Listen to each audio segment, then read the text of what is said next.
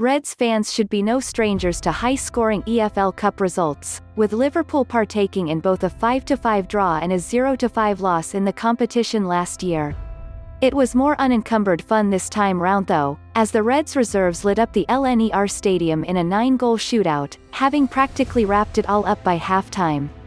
Lots of positives to take away from a game that featured 3 debutants and some impressive performances from squad players. Below we take a closer look at some of them. WinnersTakumi Minamino, after being eased into the team following his January transfer this year, the former RB Salzburg man has really begun coming into his own in red.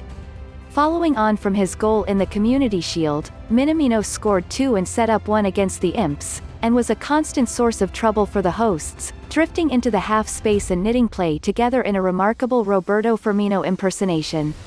The Japanese attacker appears to have figured out the press as well, and his harrying of opposition defenders was a large part of the reason the Reds boasted 72% possession throughout the match, denying Lincoln any opportunity to build from the back.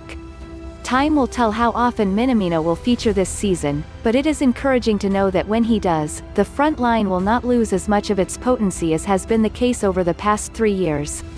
Curtis Jones, while his tendency to go for low percentage effort from range with a regularity rarely seen under Jürgen Klopp will undoubtedly irritate some, the 19-year-old does so many things right and has so much swagger and confidence in his game that trying to curtail his penchant for the audacious would likely only hinder his development at this point.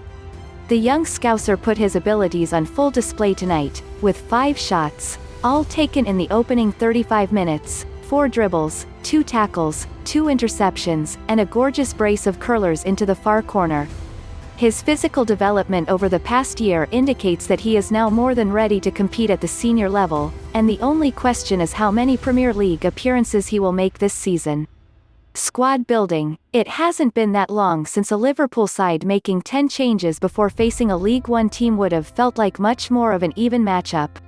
Tonight was a rout, and that is largely down to the fact that the Reds now have genuine, real-life quality in depth, all due to a combination of recruitment, youth development and coaching. Of the depth pieces, none looked out of place at this level, and a few looked like they might legitimately push those ahead of them on the depth chart for minutes.